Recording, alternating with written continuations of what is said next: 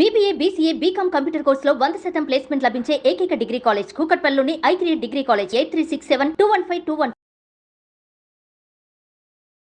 నమస్తే రమగారు. నమస్తే జయ. రమగారు, శుక్రవారం అండ్ మంగళవారం ఈ 2 రోజులు కూడా కొన్ని పనులు చెయ్యకూడదు అని చెప్తూ ఉంటారు. సహజంగా ఇంట్లో పెద్దవాళ్ళు ఎవరున్నా కూడా చేయకూడని పనులు చేస్తుంటే ఈ రోజు ఎందుకు చేస్తున్నావు అంటారు. అసలు చేయకూడని పనులేంటి, దాని వెనుకాల ఉన్న అంతరార్థాలు అవి ఖచ్చితంగా మనకు తెలియదు జయ. ఇవేంటంటే ప్రాంతాల వారీగా ఇలా చెప్పుకుంటూ ఉంటాం. కొన్ని చోట్ల మంగళవారాలు ఏ పని మొదలు పెట్టకూడదు అంటారు. మంగళవారం భౌమవారం అని, ఆయన ఏదో కోపిష్టివాడని ఆవిడ మొదలెడితే పనులు చెప్తారు. మంగళవారాన్ని జయవారం అనే లెక్క కూడా ఉంటుంది. మేము మంగళవారం జయవారం అనుకుంటాం. నాకు అసలు మంగళవారం సెంటిమెంట్ ఏం ఉండదు. మంగళవారం పనులు మొదలు పెట్టుకుంటాను. మా నాయన మనేవారు మంగళవారం అంటే జయవారం పనికి వస్తుందని. కొందరికి సిద్ధాంతం ఉండదు, కొందరికి సిద్ధాంతం ఉంటుంది. కొన్ని ఊళ్ళలో గురువారం కూడా చెయ్యరు. సాధారణంగా ప్రజలు చెయ్యకూడదు అనుకునే పనులు చెప్తాం.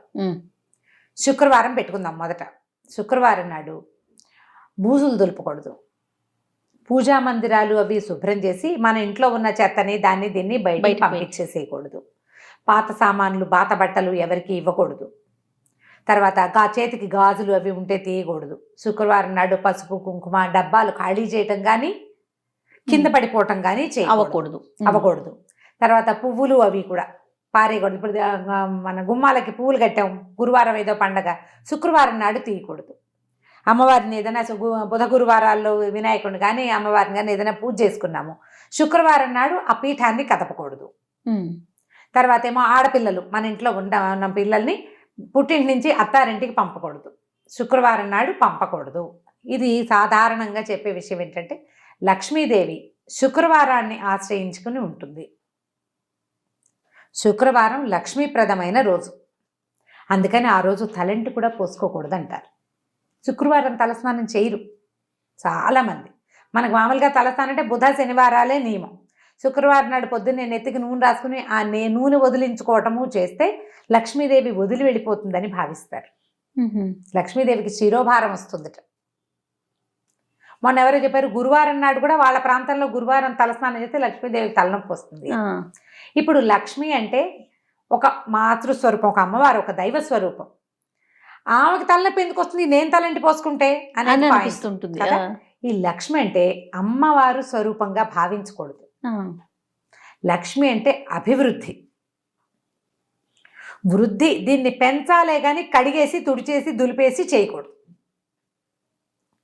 బియ్యపు సంచులు ఖాళీ చేసేయటము లాంటివి ఈ సమయంలో ఈ రోజున చేయకూడదు. ఇవాళ చేస్తే ఈ సమస్య వస్తుంది అని.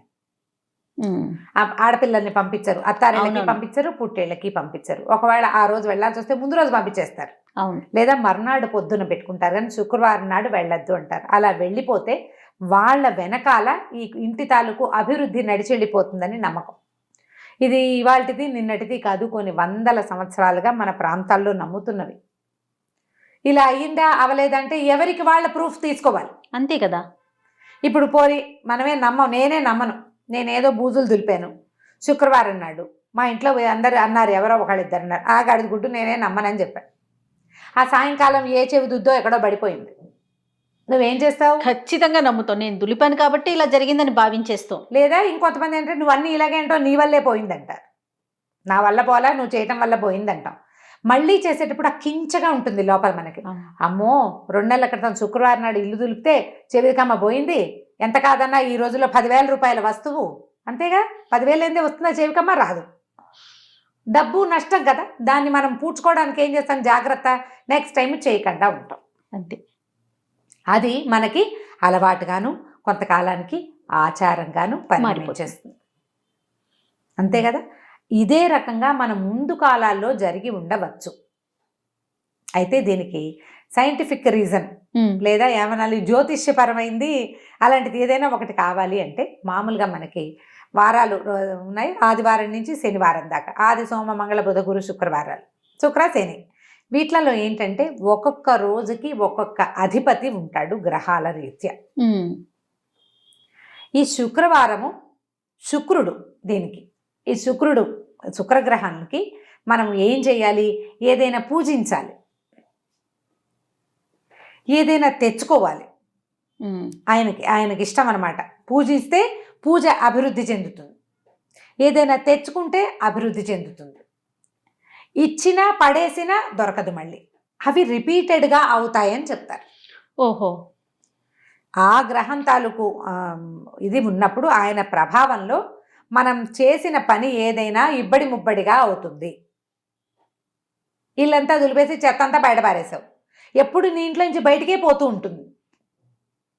అలా కాకుండా నువ్వు ఏదైనా ఒక మంచిది తెచ్చుకున్నావు, ఎప్పుడు వస్తూనే వస్తూనే ఉంటుంది. ఇదే పాయింట్. ఓకే.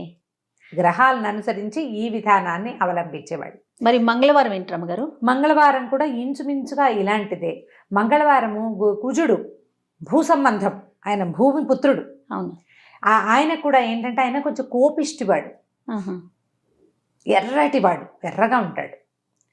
ఆయనకి ఏంటంటే ప్రశాంతమైన వ్యవహారాలే కానీ పెద్ద పెద్ద వ్యవహారాలు అవి చేస్తే దురుసుగా అయిపోతుంది ఆ రోజున. ఆయన కోపిష్టివాడు కదా, కోపంగా ఉంటాడు.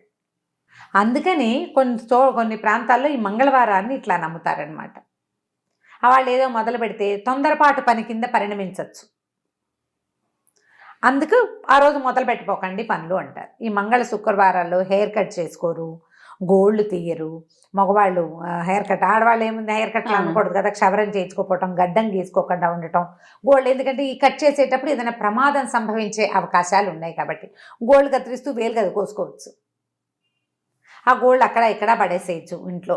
అలాంటివి అశుద్ధమైన వస్తువులు ఉంటే మనకి ఏదైనా ఇబ్బంది రావచ్చు. ఈ ఆలోచనలతోటే మనకి తొలి కాలం నుంచి వద్దనేవాళ్ళు. జ్ఞాపకంగా ఇప్పుడు వారం అంతా ఏవో చేస్తూనే ఉంటామా, ఓ 2 రోజులు చెయ్యొద్దు అంటే మనకే మంచిది కదా, అంతే, మనకి మంచిగా, అంతే. ఎందుకు మానేయాలి అని పోట్లాడద్దు. హాయిగా ఈ ఒక రోజైనా పని తప్పుతుందని సంతోషించండి. ఏమవుతుందని ప్రశ్నలు వద్దు, అంతే కదా రమ్మగారు, పెద్దవాళ్ళు పెట్టారు. కుశంకలు పడకూడదు. మనం ఈ రోజున ఇప్పుడు నీకు అత్యవసరం, నువ్వు ఇవాళ చేసి తీరాలి, లేకపోతే కుదరదు. నీకు రేపు శుక్రవారం, ఇవాళ చేసి ఆ పని, అది రేపు చేయకూడదు, ఈ రోజే చేసి. మిగతా రోజులకు అవకాశం ఉంది కదా, మనం కొన్ని చెయ్యొద్దు అన్నప్పుడు దాని వెంబడి పడకుండా ఉంటే మనకు మంచిది. అంతే. కాదని చేస్తావు, ఏదైనా తేడా వస్తే ఆ ఫలితం ఎవరు అనుభవిస్తారు? మనమే. చెప్పిన వాడు కాదు, చేసిన వాడు అనుభవిస్తాడు. అవును. చేయకుండా ఉంటే సరిపోతుంది. మనం వీటిని ఎందుకు ప్రోత్సహించాలి, ఇలాంటివి ఒక భావం వస్తుంది. అప్పుడు మన అమ్మ మాట మనం వినాలా వద్దా? ఖచ్చితంగా వినాలి కదా రమ్మగారు. కదా, ఇప్పుడు మన అమ్మ మాట మనం వింటే మన మాట మన పిల్లలు వింటారు, తర్వాత వాళ్ళ పిల్లల మాట వాళ్ళు వింటారు. అంతేనా? ఇది కావాలి మనకి. ఒక వద్దు అని చెప్పినప్పుడు, ఒక నిరోధం విధించినప్పుడు దాన్ని పాటించండి. ప్రశ్నలు వద్దు, ప్రయత్నించండి, ప్రయత్నం చేయండి. మనకి దానివల్ల ఏమిటంటే జీవితాలకు ఒక నియమం ఏర్పడుతుంది కదా. ప్రధానమైంది ఈ రోజుల్లో ఇవి చేయకూడదు. ఇప్పుడు ఇంకా ఏం చేయకూడదు, మనం చీపుళ్ళు అలాంటివి కొనుక్కోకూడదు, మన ఇంట్లో పాత చీపురైనా బయట పారేయకూడదు, ఇలాంటివి చెప్తారు. తర్వాత ఎవరికి డబ్బులు ఇవ్వకూడదు, అప్పు ఇవ్వకూడదు. డబ్బులు ఇవ్వకూడదు అంటే కొనుక్కు రాకూడదు అంటే కొనుక్కుని మనం వస్తువు తెచ్చుకోవచ్చు. తర్వాత శుక్రవారం మన ఇంట్లో పనిచేసిన వాళ్ళకి ఇవాళ శుక్రవారంగా నేను ఇవ్వను అని అనకూడదు, అది తప్పు. మనం పని తీసుకున్నప్పుడు డబ్బు ఇవ్వచ్చు, ఒట్టిగా డబ్బులు ఇవ్వబోకండి. శుక్రవారం నాడు దానం చేయబోకండి. శుక్రవారం నాడు దానం చేయవలసిన విషయాలు కొన్ని ఉంటాయి. పువ్వులు, పళ్ళు దానం ఇవ్వచ్చు. పువ్వులు ఎవరికైనా శుక్రవారం నాడు పువ్వులు ఇస్తే మంచిది.